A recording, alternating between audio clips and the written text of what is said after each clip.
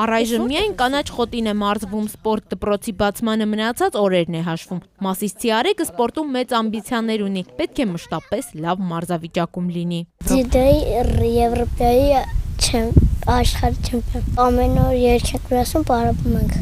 Ապագա չեմպիոնը մարզվում է առայժմ տանտանիքում կամ էլ մարզադպրոցի բակում։ Արեգը միական համբերը չէ, Հովիկ պապը մարզադպրոցի տարածքն է հսկում, նրան շատերն են դիմում թույլտվություն խնդրում դպրոցի տարածքում պարապելու համար։ Գալիս խնդրում են, որ եւ կվերջացնեն,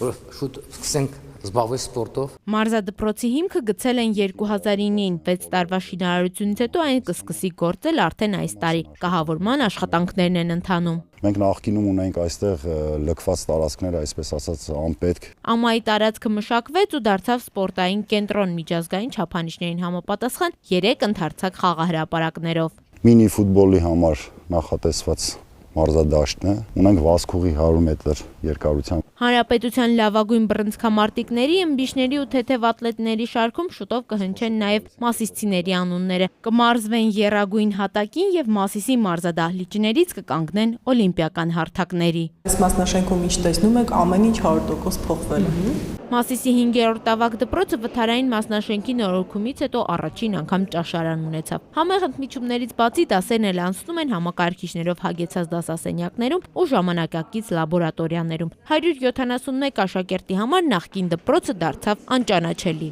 Լավ ուսումնառություն ստանալու համար շատ կարևոր է միջավայրը։ Դպրոցի վթարային մասնաշենքն արդեն մեկ անգամ նորոգել էին, բայց գրունտային ջրերի պատճառով նորոգումը երկար կյանք չունեցավ։ Ստիպված էին ապամոնտաժել ու ամեն ինչ սկսել նորից։ Այստեղ դաս է, սա մեր